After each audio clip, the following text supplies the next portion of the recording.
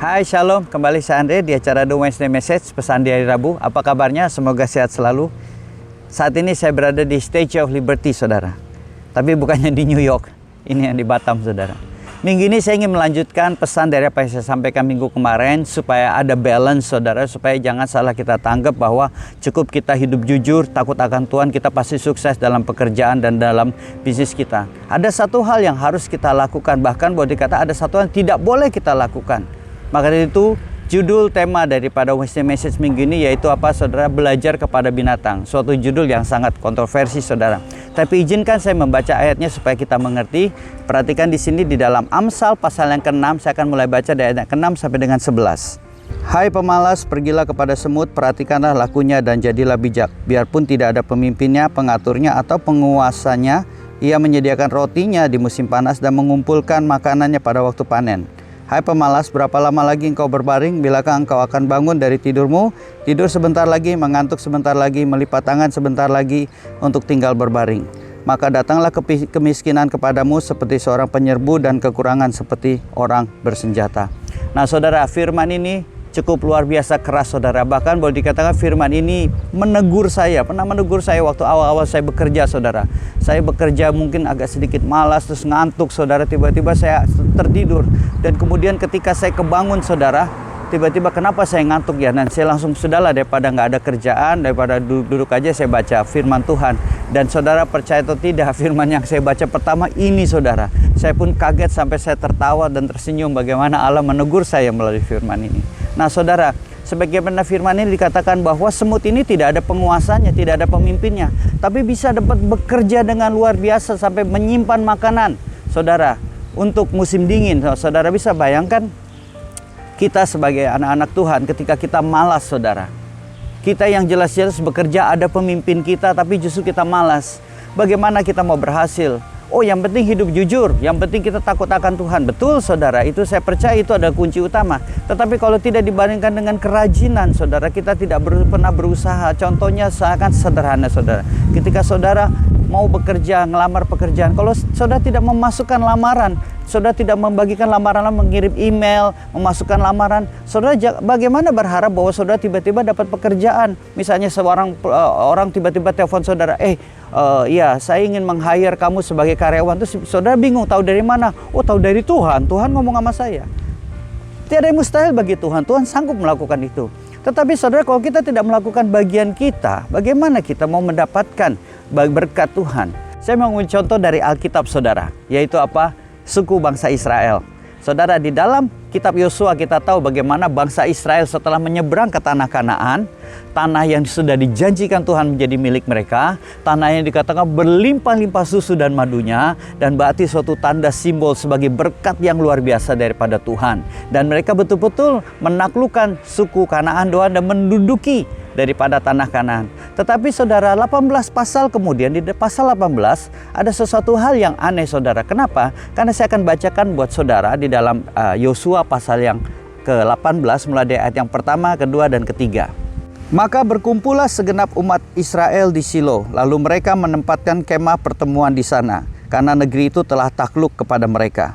Ayat yang kedua, pada waktu itu masih tinggal 7 suku di antara orang Israel yang belum mendengar bagian milik mereka. Nah, perhatikan saudara, setelah mereka menduduki, mengalahkan suku Kanaan, di Yosua pasal 18, saudara, dikatakan masih ada 7 suku yang belum punya tanah, belum dapat bagian.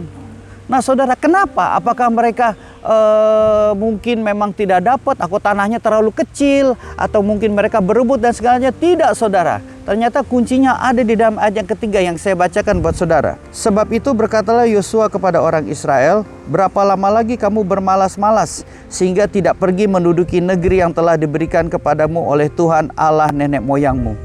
Nah, perhatikan saudara, di ayat yang ketiga ini Yosua berkata, berapa lama lagi kamu bermalas-malas sehingga tidak pergi menduduki negeri yang telah diberikan kepadamu oleh Tuhan? Saudara, Yosua menegur mereka. Jadi ternyata 7 suku ini bukan karena mereka nggak kedapatan karena tanahnya sudah habis, atau karena mereka belum menemukan, atau gimana. Karena mereka bermalas-malaskan, mereka santai saudara. Mereka sudah menduduki tanah Kanaan ini, berkat tanah yang berlimpah-limpah susu dan madu, yang berkat dari Tuhan. Tapi mereka memilih untuk malas dan duduk-duduk, mungkin tidak mau mencari tanah saudara. Dan disinilah Yosua menegur mereka. Kenapa kamu bermalas-malas? Saudara, seringkali kita merasa bahwa berkat itu ya membuat kaya. Tuhan yang akan memberkati kita. Ngapain kita kerja keras, kita duduk-duduk, Tuhan berkat pasti datang kepada kita. Yang penting kita hidup jujur.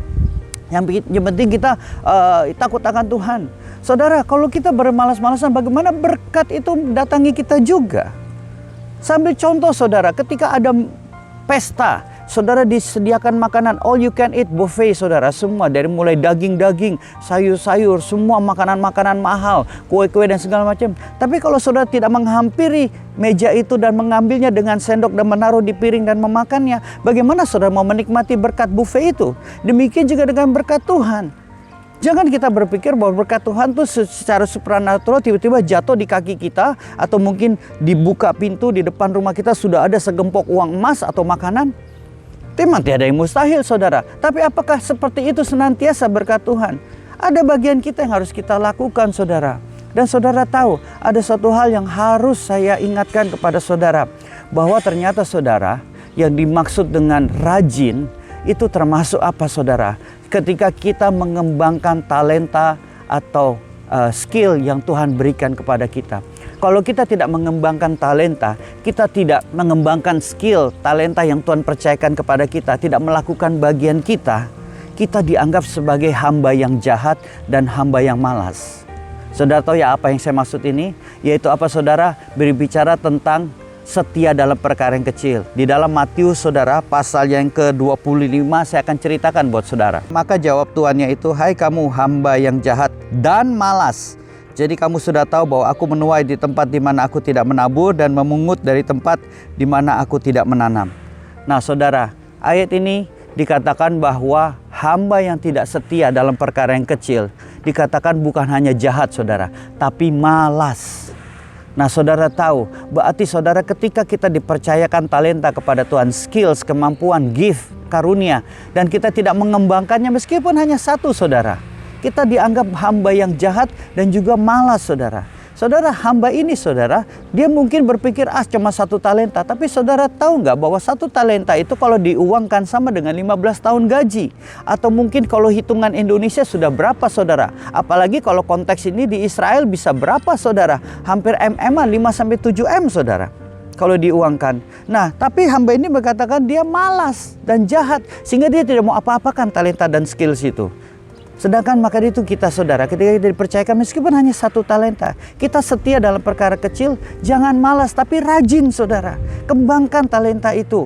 Meskipun mungkin sedikit saudara, kalau saya pikir-pikir dulu saudara, saya nggak pernah kepikiran bahwa saya ini bisa nyanyi.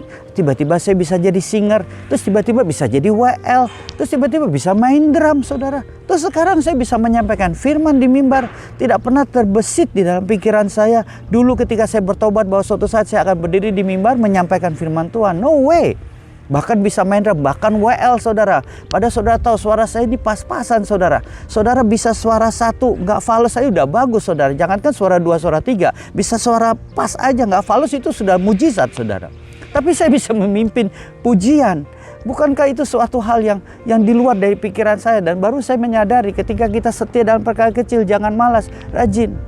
Ketika saudara rindu, saudara belajar, ambil kursus, belajar nyanyi, nonton video di YouTube, saudara sekolah teologi, saudara memperdani kuliah, saudara membaca buku, sehingga saudara dari situlah saudara ketika saudara rajin tidak malas, saudara talenta itu, kesetiaan itu Tuhan akan tambah-tambahkan lagi. Maka itu saudara, hidup jujur, takut akan Tuhan itu bagus dan wajib saudara. Tapi di samping itu saudara, bagian kita yang kita harus lakukan juga, kita jangan malas saudara. Karena ternyata perikop talenta ini bicara juga tentang hamba yang jahat dan malas. Firman Tuhan terakhir saya akan sampaikan saudara di dalam Amsal dikatakan demikian. Amsal 12 ayat 27, orang malas tidak akan menangkap buruannya, tetapi orang rajin akan memperoleh harta yang berharga. Nah, Amsal ini mengajarkan kita, saudara, kalau kita rajin, kita akan menangkap buruan kita berbicara apa, kita akan menerima berkat Tuhan. Di samping kita hidup jujur, takut akan Tuhan, ketika kita rajin dan tidak malas, saudara, kita akan menikmati berkat yang terbaik yang daripada Tuhan. Perkenanan yang mengejar kita, berkat yang mengejar kita. Demikian, saudara, Wednesday Message pesan di hari Rabu minggu ini. Sampai jumpa di video selanjutnya. God bless you.